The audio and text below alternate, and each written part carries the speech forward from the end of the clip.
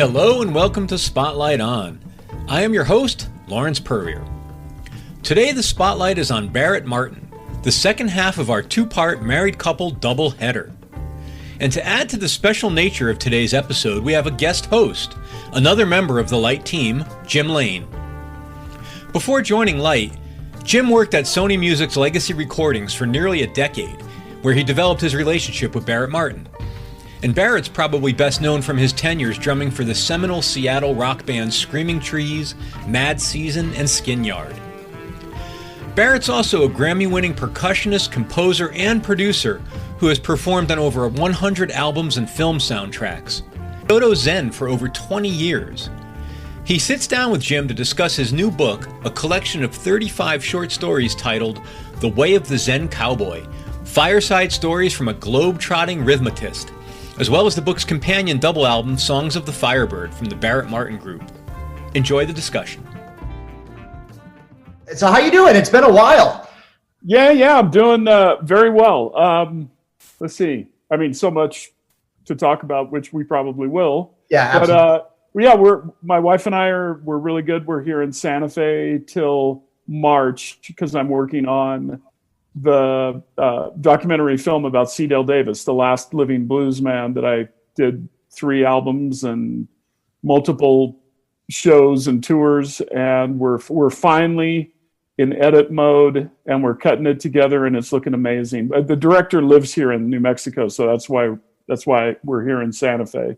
Got you. I know something about that process, so I understand the length of the journey and what it takes to get there. Yes. Well, and I lived in New Mexico for almost a decade when I went to undergrad and graduate school at the University of New Mexico. So this is, my second home. I love it here. I love the desert. I've always felt this very special thing with New Mexico. It's New Mexico in particular. It's not Arizona. It's not Texas. Well, I mean, I like Texas too. My wife is from Texas, but it's like the Southwest. There's just this cool cowboy thing down here, and I've always liked that, and it just resonates in my heart. That's great, man. And that came through in the book. I wanted to get things rolling. This can be off the record if you want, but I wanted to ask you about Lanigan's book and if you had read it, because I read it when it came out, and it kind of blew my mind. I didn't realize kind of the depths of, the addiction that he had sank into and what the internal problems with the band were. And some of the passages in there were just harrowing, when he's kind of going through Europe. And, I was so ingrained in it that I felt like I needed a fix. And I just was like, wow, this is really something. I didn't realize you guys were dealing with that stuff. And I will say this, he dishes it out to himself as much as he dishes it out to everyone. But when you kind of entered the story, I said, man, if he has a negative word to say about Barrett, it's going to piss me off. But you seem to be spared. It seemed like you guys had a pretty good relationship. But I was just wondering what you thought of his book in general. Sure, yeah. I mean, I'm happy to comment. It doesn't have to be off the record because I've been asked that question, a few times since that book came out. I think Mark is a really great writer. And he sent me some passages from the book when he was writing it, to just, see it. Because he asked me if I could remember some things and or how I remembered them. And so I wrote, what I remembered. And then it was funny, he wrote some stuff back to me that I didn't remember. And I have a pretty good memory. So he remembered some things and I remembered some things. And I totally approved of what he wrote about me, what I saw.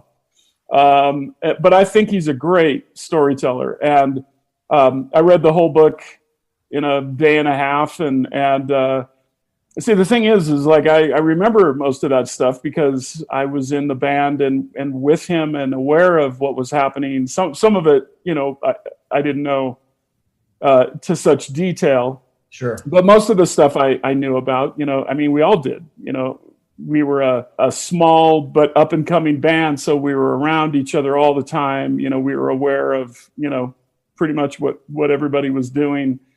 And so after I read the book, I talked with it, we email from time to time, but we actually talked on the phone this time. And I said, man, I loved your book. You're an amazing storyteller. And as awful as some of the stories are, I found myself laughing out loud, and I'm sorry, I didn't mean to be like I didn't understand, the suffering you were going through, but the way you wrote it was kind of funny. And he said, that's exactly what I was trying to do. I wanted to show that there was, some humor in the darkness, and he has that ability to write like that, to give it's a harrowing tale, but there's some moments of levity, and he's very self-deprecating about it too. So he sure is. I really loved it.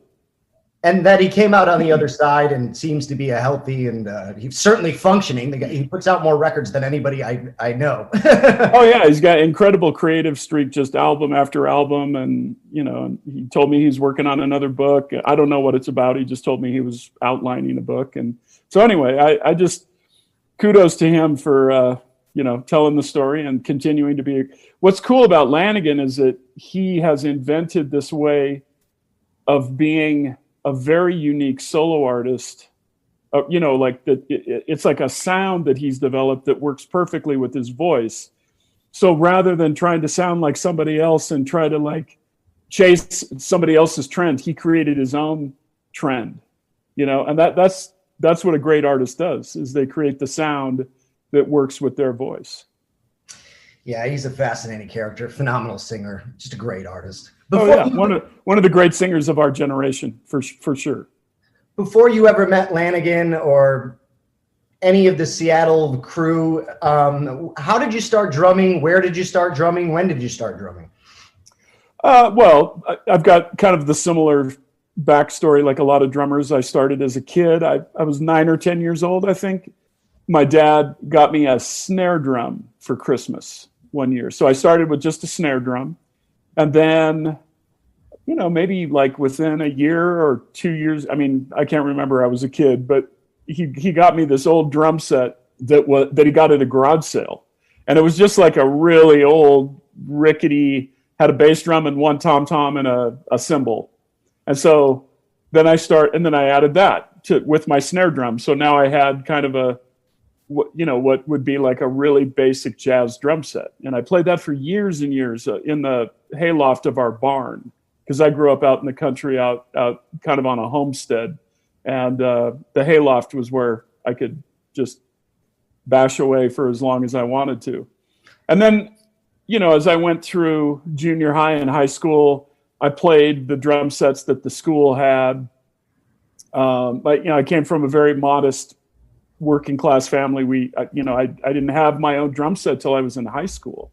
So I just used the drums that were at the junior high, and then the high school had a drum set. And I was always playing in the jazz bands, like back then the high schools and even the junior high had a jazz choir and a jazz band. And so I was, always the drummer in that. And I just kind of played all through high school, got better and better, and then got a scholarship to college.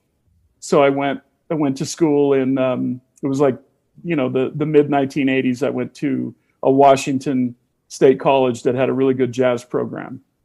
So that was kind of like my formal music education. And then of course that went on to graduate school when I studied ethnomusicology and things like that.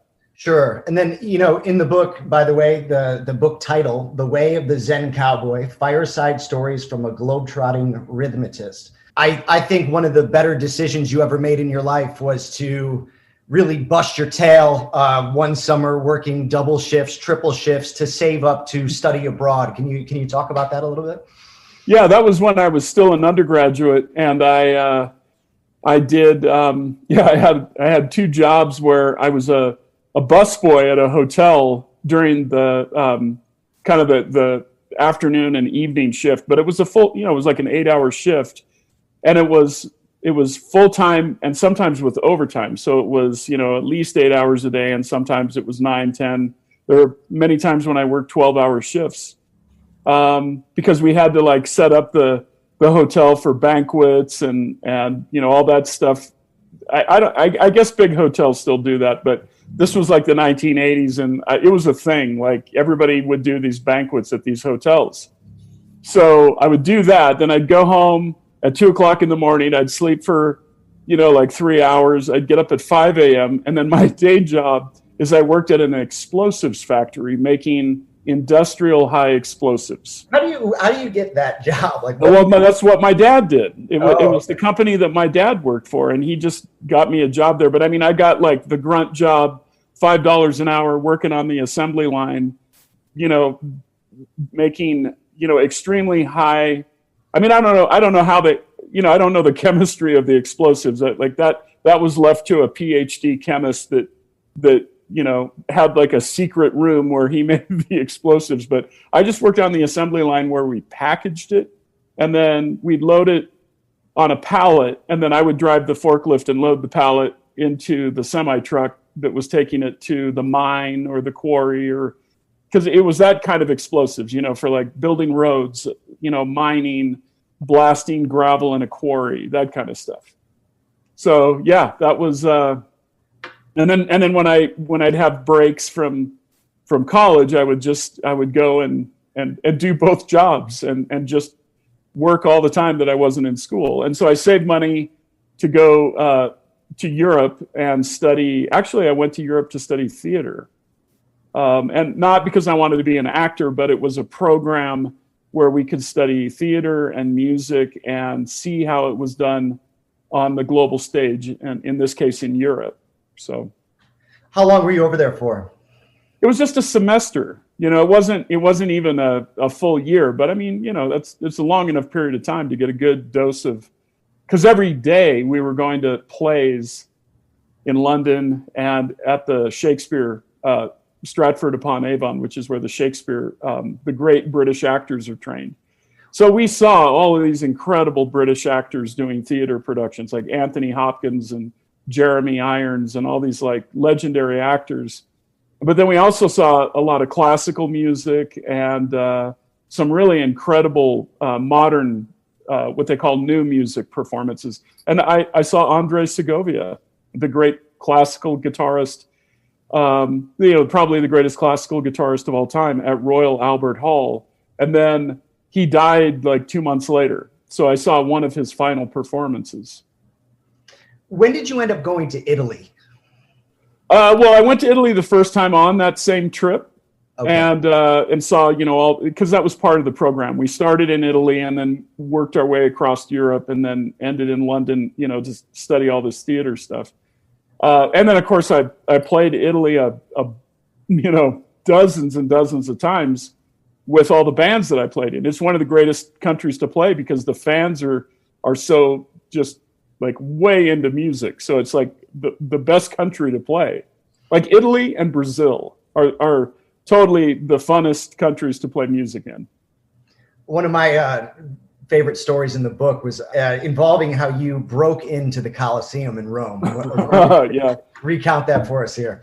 Well, I mean, we didn't break anything. It was closed for renovations. Turn of phrase. So yeah, so me and three of my friends that were also in this program studying music and theater, we just climbed over the incredibly dangerous spiked fence that goes around the Colosseum. It's still there because I saw it a few years ago when I was there on tour with a band that, when we played in Rome.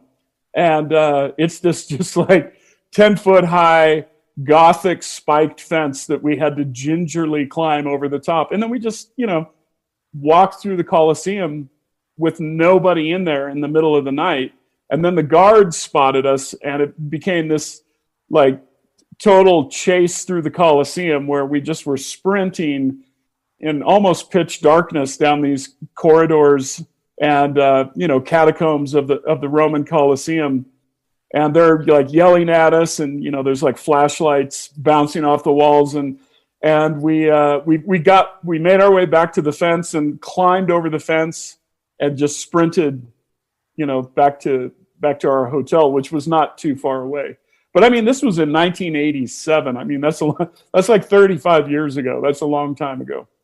Wow. I mean, you probably gave the guards. I've never outrun the cops before, except in Rome, I was able to do it. Incredible. The guards of the Colosseum, nonetheless. Probably the best tour that anyone's ever had of the Colosseum, I would say, on your own terms. Yeah, it was amazing. It was amazing because there was nobody in there. I mean, it was just the four of us walking around, like where we were like totally where the gladiators were, spooky, but I don't know. We were ambitious young men at the time, so that's pretty great.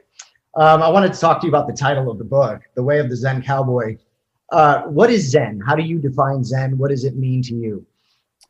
Well, I mean, I'll just give you the short answer, because the paradox of Zen is the more you try to explain what it is, the more it's like trying to hold on to sand in a fist and it just slips through your fingers and you can't define it. But it's a spiritual practice. I've been doing it really since the mid 1990s. So over 25 years now. I studied with a very traditional Zen master in Los Angeles. And she's still alive. She's still teaching there. Her name is the Reverend Dr. Yuko Conniff. She was a former medical doctor who realized that she had more effect on healing people by teaching them how to meditate and how to recognize how the mind manifests reality. So that's essentially what Zen is learning how to master and control the mind, and realizing the connection between mind and reality, and realizing that you are manifesting everything that happens to you, and you are part of this great oneness, which that's the paradox of it, right? Everybody talks about, it's all one thing, but yet I'm sitting here looking at a computer screen, and you're, I think in New York on the other side of the country, also looking at a computer screen. So we see separate entities, but yet, we're having this conversation. So the best way to explain Zen is to say it's not two things. It's one thing with separate manifestations. I'm Barrett Martin, you're Jim Lane, but we're part of this thing that we're co-creating together. I think that's a pretty good explanation of what Zen is, and it's very, very ancient. We're using the Japanese word for it, Zen, but it goes back to China. It goes back to India. It's all over the world. It just manifests in different cultures under different names. During your explanation, it sparked a few thoughts in my mind. I have two daughters, 10 and 7 years old, and they're always playing and screwing around together. The other night, the little one said to the older one, she's like, you know what? You're seeing me and I'm seeing you. It finally dawned on her, the perspective thing. I'm always looking at you, but you're always looking at me. And I think has a little bit to do with what you were just saying there. Yeah. But, the other thing I wanted to mention is there was a passage in the book that really fascinated me. I had read a book called The Mind-Body Connection by Dr. Sarno, and it's regarding healing back pain. And essentially what it was about is how back pain kind of came out of nowhere at some point in time. Humans didn't complain about back pain until, I can't remember the year that he cited, but it was X year. And then all of a sudden, all of these surgeries started popping up and prescriptions started popping up and practices started popping up. And he was saying, of course there's slip disc and injuries you can have to your back, but general back pain doesn't exist. And he was saying, if you can manage your emotions and manage your mind, your back pain will disappear. It was a fascinating book. And I was reading this passage in your book where you were detailing how you were born with a club foot, but didn't realize it until you were 25 years old, and then had to subsequently go through a few surgeries to correct it. And the pain management that ensued, I was wondering if you could speak a little bit about that and how it applies to your philosophy of Zen. So yes, I was born with a very mild clubbed foot, not like the extreme kind that you see where people are literally walking on the side of their foot. But I had bone deformities in my ankle and in my foot. But I was able to manage, I didn't have to wear special shoes or anything, but my left shoe always wore differently. And I, you could just tell by looking at my foot that it was just not the same as my right foot. What happened is I broke it really badly when I was 25 in Paris, France. I slipped from the edge of a wall that I was trying to jump down from, and just miscalculated and landed right on the ankle and just snapped it right there. So, and it was the last day of a Screaming Trees tour, and we were flying home the next day anyway. So I didn't go to the doctor. I had a couple friends with me, a couple crew guys that helped get me back to the hotel. And then I just flew home and got home and slept for a couple of days because I was jet lagged and exhausted. And then I went to the doctor and they x-rayed it and they were like, yeah, you've really broken your ankle. And by the way, you have like totally deformed bones in your feet and ankle. And so it's compounded the injury. So then over the course of the next almost 20 years, I think I had 3 different surgeries to, try to clean out, the cartilage and the bone fragments. And for a while I was okay, but then eventually I was limping so badly and I had so much bone on bone pain. Like when I finally had my ankle fused, there was no cartilage in my ankle and I was literally walking bone on bone. And my surgeon was like, I don't know how you walked in here. That's like kind of unbelievable. And I said, well, pain's relative. You just kind of get used to it. And the brain manages it.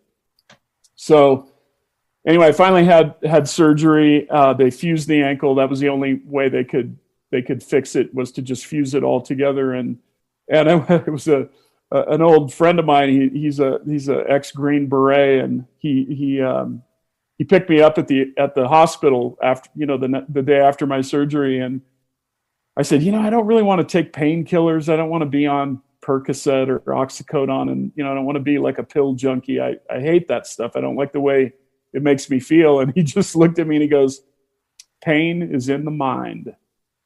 And I thought, okay, this guy probably knows a little bit about pain. So I went back to the house where I was staying, and because this all happened in New Mexico, and I did not take a single pain pill in my recovery. I'd take a couple aspirin every day because they tell you to do that to prevent blood clots and things like that. And I just focused on not feeling pain rather than I should be in pain because I just had major surgery and I have half a dozen screws in my ankle and a spike going up from my heel bone up through my shin bone. And, I should be in excruciating pain. But I thought, you know what? I'm just not going to be in pain. And it did still hurt a little bit, but I was able to get through it. And after a few days, the pain subsided considerably. And within a couple weeks, there wasn't very much pain at all. And in a month, really no pain. So that's just my personal story with pain, going through multiple surgeries and having metal hardware put in my leg, because it broke not just the ankle, but my lower leg, and it was pretty bad. So,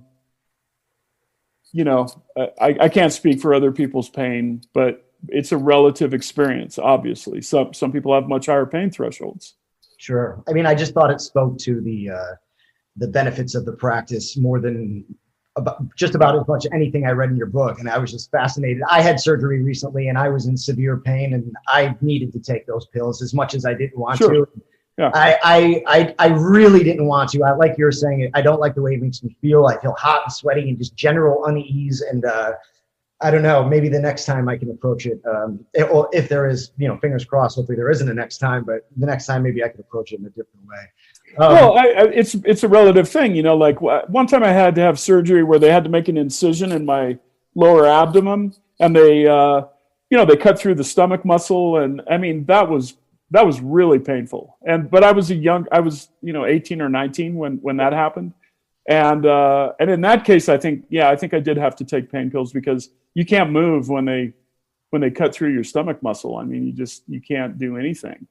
So, but in the time since I, was, 18 years old, in the time that I was in my 40s when I had to have, this major leg surgery, I'd been learning how to meditate and how to, control my mind. And I just kind of made a decision that wasn't what I wanted to do. So. During your explanation of Zen, you mentioned that it's a spiritual practice. And, one of the things that struck me when I was reading was you spoke of this clave pattern that it occurs in 2/3 time or 3/2 time. Oh, yeah, right. I was wondering if you could describe the origin of that. This goes back to that oneness that you were just talking about. It really struck me. I'm not a very religious person. I was raised Catholic, but it didn't take, for lack of a better explanation, which I won't. That's a whole other podcast that I won't go into here. But when I read this does strike me, and this resonates, and I found it fascinating. So I was just wondering if you could speak about it a little bit. Sure. Yeah. Well, so my spiritual background is I was raised Methodist. My family went to a Methodist church. It's a really mellow form of Christianity, and I really liked the church we went to. I loved everybody in the church. It was extremely progressive too, by the way, because this was the 1970s, 1980s, and Christianity was very progressive about human rights and protecting people. It was socially very ahead of its time, because Jesus was a total liberal progressive. I mean, he just was. I mean, you can't deny that.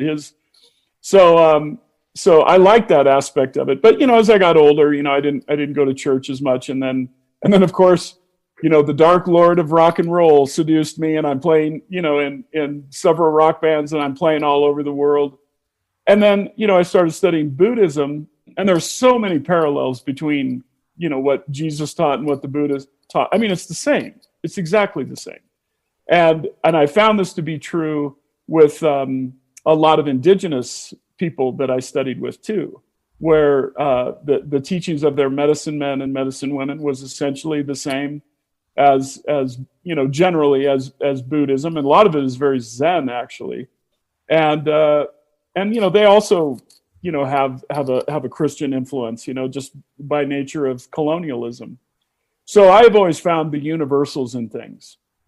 I think that the great ascended masters like Jesus, like the Buddha, like many of the Zen masters, and medicine men and medicine women that were high spiritual practitioners, all understood the same principles. They all knew the same things as they applied to their individual cultures. So at one point I realized, drumming is a spiritual practice for, many African drummers and people in the Caribbean and in Brazil, because of the huge influence of African spiritual practices and African drumming that was brought to the New World through slaves originally. But it just kind of took on its own life, and the syncretism of Catholicism and West African spiritual beliefs gives you things like Santeria and voodoo and candomblé. And by the way, voodoo is not, this horrible dark religious practice. It's beautiful the way they've syncretized Catholicism with the African saints. So I started to realize that there's this deep spiritual aspect of drumming in these places, and I just happened to be doing work in those places. I was getting invited to Cuba formally as a State Department diplomat on a music program called the Music Bridge.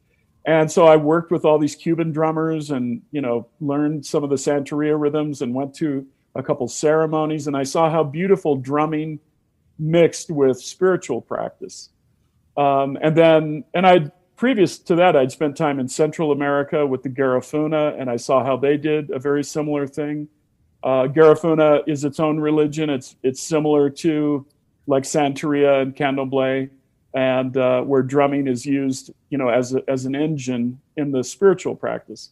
And then I spent a lot of time in Brazil, months and months at a time working with different musicians down there, and I saw the same thing. So for me, I think being a drummer, being this kind of hybrid, person that's been influenced by Christianity, by Buddhism, by indigenous spiritual practices, I just incorporate all of it because I see the universal truth in it. That's a long answer. I hope it. A long answer. But I want to specifically, and thank you. It's a great answer, and there's a lot to unpack there. That, by the way, that's what people are saying nowadays when they're in a meeting room to sound a little intelligent. Let's unpack that. But, is that the new corporate speak? I think it is. Yeah, I've just come across not at Light, but I see it in other places. Specifically, the God particle and how it emanates this 2-3 pattern or 3-2 pattern. Do you oh, I see what you're asking. Okay, yeah. Okay, so I'm not a quantum physicist, okay, but actually my Zen teacher studies quantum physics, and we talk about this from time to time. And I've read enough, I kind of know what they're trying to look for. But there's a thing with quantum particles where they tend to cluster in these polarities of groups of 3 and groups of 2. It's a very interesting pattern that they see repeating. And what I find interesting about that is that when you look at the old African rhythms and the way that they've been brought to the New World and they've continued to evolve and take on these cultural ornamentations, you still see that 3-2 pattern in what's called the clave. So clave is a subdivision of rhythm, and it's deeply African, but it's also in Cuban and Caribbean music and Central American music and pretty much all Latin music has it, but it's also in American rock and roll. It's sort of the same thing as like Bo Diddley's, that dun dun dun dun dun dun dun dun. Okay, you can hear the 3, the 1 2 3, a 1 2, a 1 2 3, 1 2, and then, I mean, if I had my drums here, I could play this stuff for you, but I'm sitting in a bedroom. So the thing that's interesting is that 3-2 pattern has been in rhythms since before anybody can even remember. They're just embedded in the rhythms. And I find that very interesting that the earliest drummers are playing rhythmic patterns that mirror the subatomic fabric of the universe. And I am not the first person to talk about this. I've seen this in books. I've heard other drummers talk about how interesting that subatomic particles are in 3s and 2s, and all of our rhythms are built on 3s and 2s. And then you can also go through the time signatures, and every time signature you can find a 3 or a 2 in it. So 2-2 time. I mean, in the sense that you can subdivide. So 4-4, 3-4, 6-8, 12-8. They all have 3s and 2s in them. They can all be subdivided. I mean, yeah, it's just fascinating that just to put it really simply, there was a person or something that had a drum and they had to play it. And that's probably just inherently what they played, because it's literally in the building blocks of everything that the world is made up of. And it makes total sense. It's remarkable. I wanted to ask you about the structure of the book. Because the way it differs from your first book, The Singing Earth seems to be more of a traditional autobiography. Would you agree with that? And then the way of the Zen Cowboy, the newer book, is it's broken up into about 7 different categories, and each category contains about 5 various essays or stories. Was that intentional, or how did you arrive at that structure? And did you have these stories laying around, or did they arise because you made this outline, or how did it all come together? Okay, there's 2 parts to this. So my first book, The Singing Earth, as you said, was this autobiography with a lot of ethnomusicology. So I went around the world over the course of 30 years of playing music and touring, and I visited all 6 continents except for Antarctica. And I wanted to write about the music that I experienced in all of those, 6 continents, but about 14 different musical regions of the world that are big musical areas. So it was supposed to be both autobiographic but also educational for people about this incredible world of music, all the stuff that's out there that you're never going to hear on the radio unless you are really adventurous and find a cool college radio station or some independent radio station, or you have an incredible record collection, which most people don't. So that's what that book was about. But there were a lot of like sub stories and side stories that I could have taken, and I just left them out because, for brevity's sake, I just kind of wanted that first book to be about music and the second book to just kind of be about storytelling. But the second part of the story is that we had a man elected as president in 2016, and I'm not going to say his name because I just refuse to say that name anymore. But I saw what a horrible example of a man he was, and I saw how it was affecting other men in this country, and the abhorrent behavior that came out of our society because of his horrible example, and how it gave legitimacy to men just being violent and racist and sexist and the bigotry and the misogyny. I was just utterly disgusted by that example. And I wanted to write a book that was about what we should be as men, because I was raised by great men. My father was a great man. I had, family members that served in all branches of the military. So, I came from essentially a military family that went back to my grandfather in World War II, and my brother and my cousins all served in the Army and the Air Force and the Navy, and I remember the example of those generations of my grandfather, my father, and some of my best friends, as I said, are Green Berets and Special Forces, and I talk with those guys all the time. In fact, we're working on a book right now, like of some of these guys, about what it means to be an American man and a true patriot, and the example of our forefathers, and not this example of violence and ransacking the Capitol and this madness that has seized the country. So I just thought, I'm going to write my stories and how I grew up and how I was raised, and what it was like to grow up in the 1960s. And well, I was born in the late 1960s, but I really grew up in the 1970s.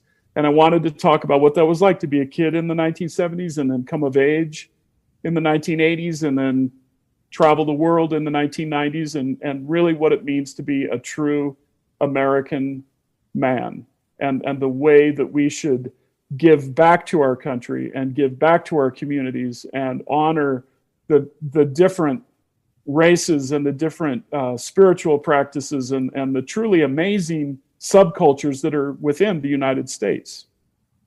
So I was really kind of possessed to write the book. There was a 1-year period where I just wrote and wrote and wrote, and it was just story after story. And then I began to realize that it really did fit into these 7 categories, that you described. And I wanted to show how an individual experience how much it can shape the individual. But there's a process, because you have to grow up, you have to become initiated, you have to go out into the world and have these experiences, and then you need to bring it back, and you need to give back to your culture and to your country.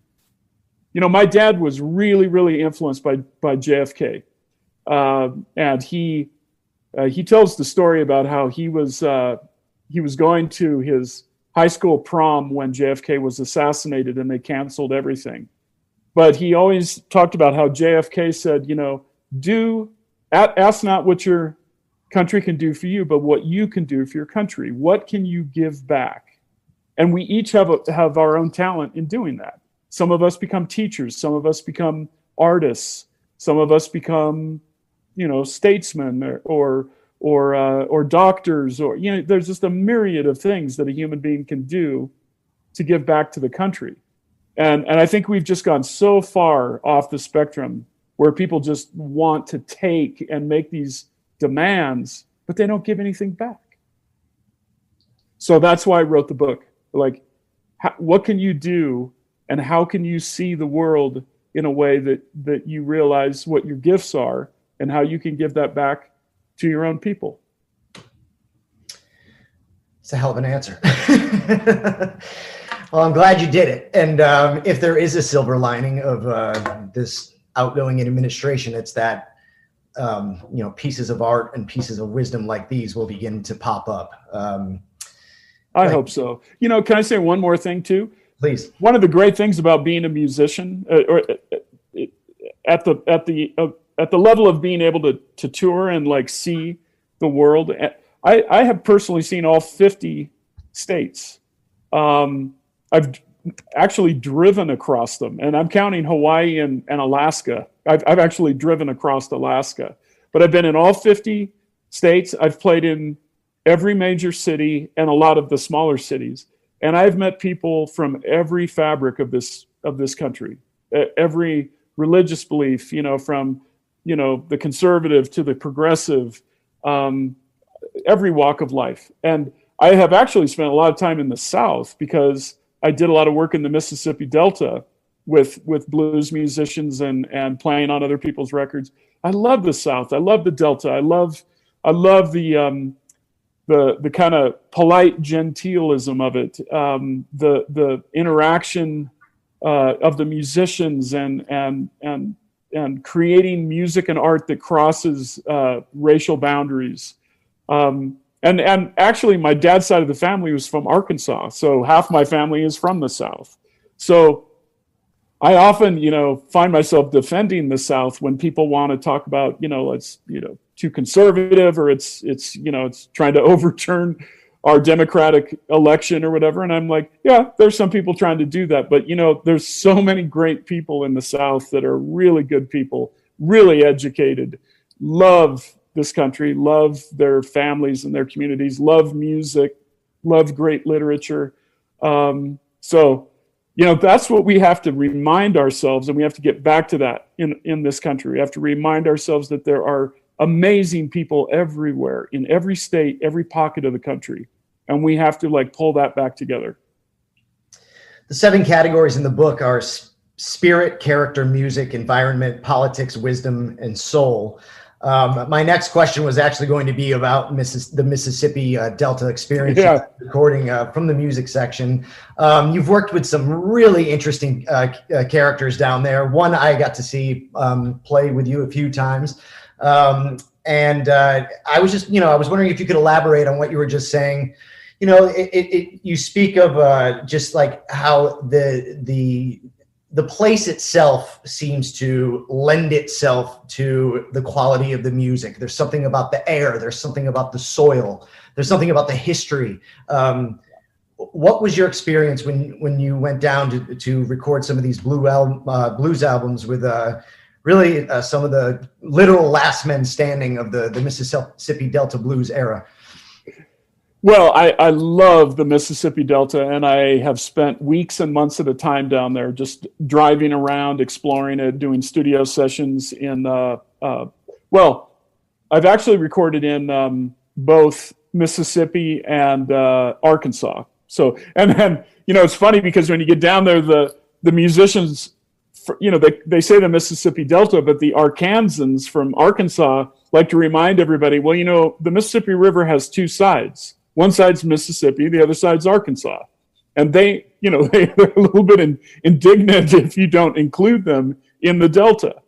And it is just otherworldly beautiful down there. When you drive, through the countryside and, along the waterways, and if you go south into the bayous, go all the way to Louisiana. I mean, it's just magical. I love it down there. When was the first time that you went there? Well, probably the first time I saw it would have been in the early 1990s on a Screaming Trees tour, like the tour bus. We would stop. We did a lot of shows in the South, actually, in the early 90s. And so we always had, we had to stop at a truck stop or maybe spend the night somewhere. And so I'd get like a brief glimpse of it. And then I think more in the early 2000s is when I started actually going there for recording sessions and would be there for, days and weeks at a time. And then I spent a lot of time consistently there from about 2012 through 2015. So 3 years where because we were making a documentary film. So we were just down there doing filming, and I was doing recording sessions, and and what got a real immersion in the Mississippi Delta and all the music. Plus, by that time, I had finished graduate school where I'd been studying ethnomusicology, and I'd studied a lot about American music and the history of American music and how it really, like the nuclear point is the Delta.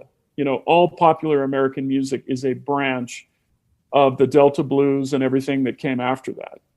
So really what happened was I got recruited to play with C. Del Davis, who was literally the last living bluesman of that generation of Delta bluesmen that were born in the 1920s. And he died when he was 91 or 92. And I worked with him for the last 20 years of his life. I worked on 3 different albums, and he's the subject of this documentary film that we're finishing.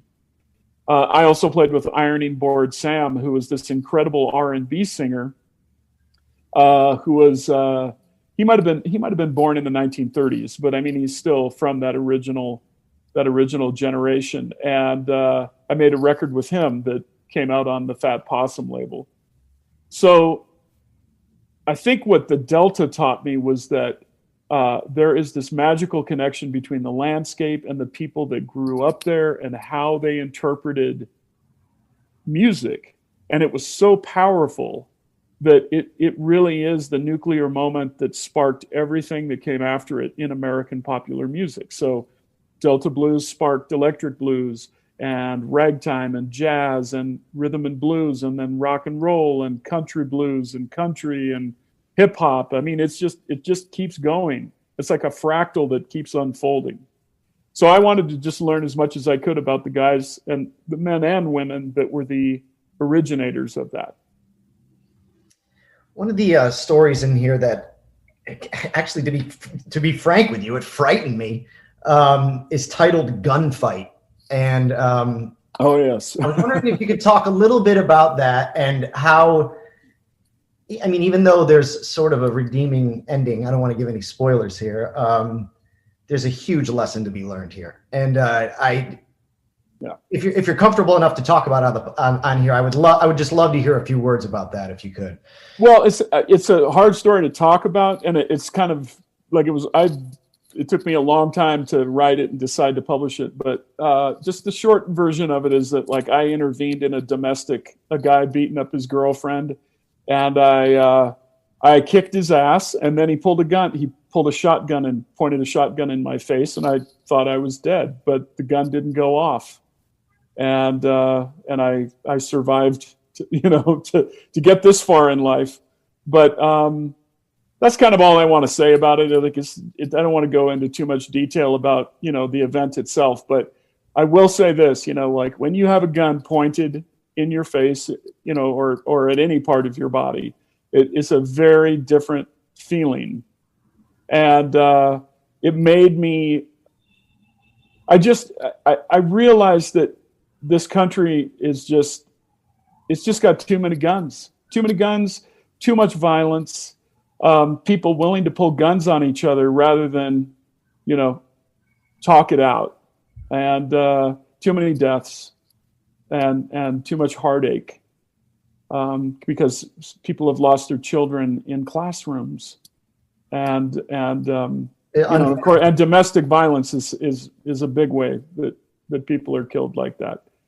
And like I said, I grew up with guns. I mean, I was comfortable with guns. I had guns as a kid and as an adult man, and my family were military, they're veterans of wars. Like served honorably and knew the power of what a weapon was, but in the hands of civilians that are just too young and too untrained, and that has become a source for settling problems is a great problem with this country. We have to figure it out. I don't know what the answer is. I mean, I'm not dictating gun policy here, but I just know what it's like, to fight with somebody holding the gun. Another section that I really identified with is titled "The Uncle as High Priestess," and you can. Oh, I like the uncle as priestess part. Or sorry, I was going to say you can easily swap in the aunt as high priestess. Sure. Well, it's the same archetype, really. Sure, yeah. The uncle, the aunt, the cool uncle, the cool aunt. Yes. Yes. Yeah. Yeah. Before I ever had children, I guess I could call myself the cool uncle. And my older sister had a few kids before I ever had children, and I would go over there and with no obligations outside of whatever I had going on, and spend some quality time, and then I got to leave, and they had to stay with their kids and keep raising them, and so I just love how you address this kind of, as a person coming in with no children, and as someone outside of the immediate inside the household family structure, you can impart some sort of wisdom. Maybe that's a little different than what their parents are imparting, and maybe they look at you through a different lens than they look at their parents, because they're the disciplinarians. How did what sparked this idea to write this? It seemed a little bit different than the other things that you were writing about, and I was not surprised to see it in there, but it brought a little levity, and it struck a chord with me, because I have dealt with these very things. Okay, so the background of the what's called the avunculate. Okay, the word avunculate is an anthropological term for the mother's oldest brother, and it's a very interesting role to play in a family, and it's this role is found all over the world in indigenous cultures and non-indigenous, just regular culture.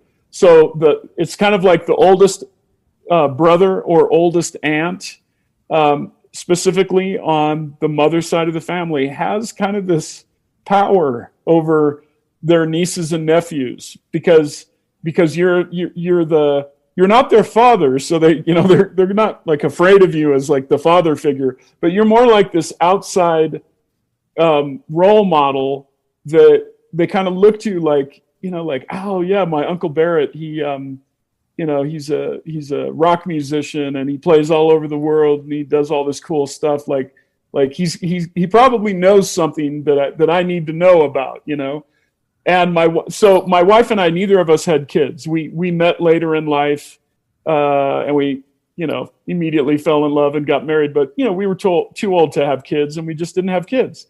But we both have large extended, we're godparents to some people, and we have nieces and nephews and godchildren that we're all kind of, in a way, responsible to some degree. Sure.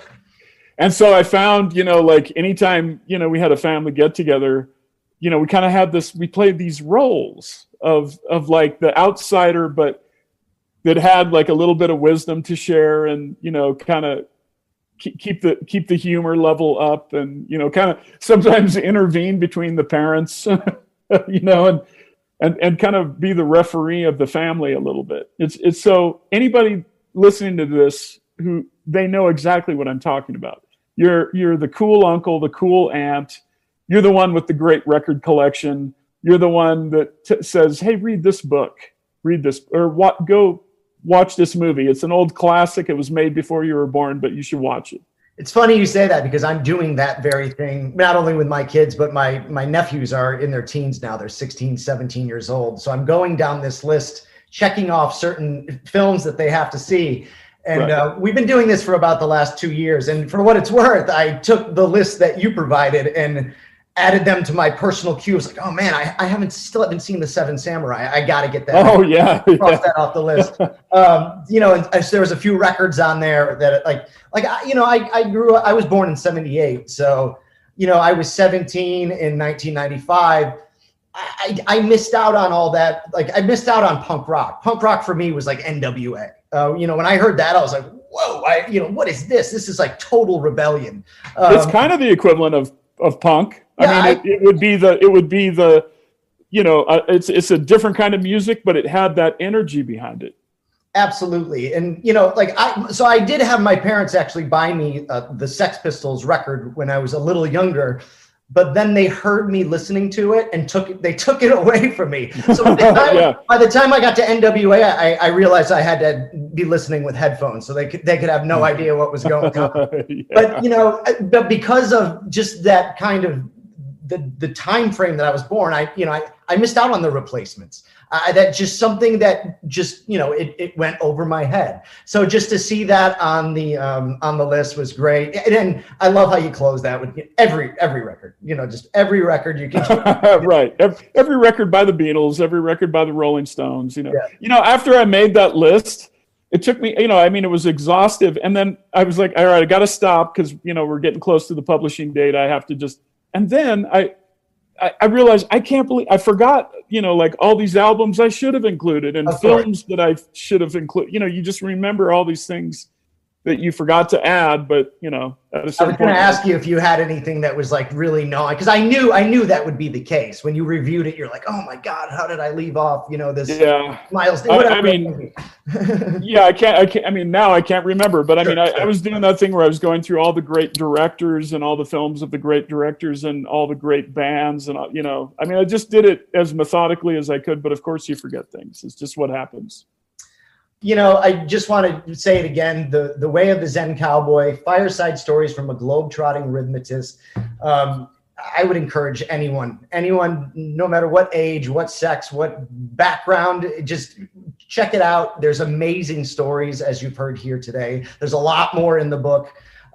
You've been all over the world and you're bringing people together with music. And, what better way to communicate? I guess they say math is the universal language, but I would argue that it's music. I agree with that. I think what's interesting about music, because when I went to graduate school to study ethnomusicology, the first thing they tell you is that music is universal. The second thing they say is like, there's no universal that you can apply to all the different kinds of music. It's all different all over the world, and it manifests differently in all the, every culture manifests differently with the ornamentation of their culture.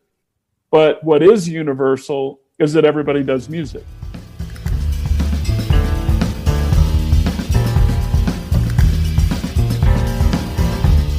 Thank you, Barrett Martin. Thank you, Aunt Taylor and the entire team at Light. Thank you to our guest host, Jim Lane. And as always, thank you for listening to Spotlight On. Get and share all of our past episodes, write a review, and even send us a message through our website, spotlightonpodcast.com. Join us again next week. In the meantime, be safe and stay in touch.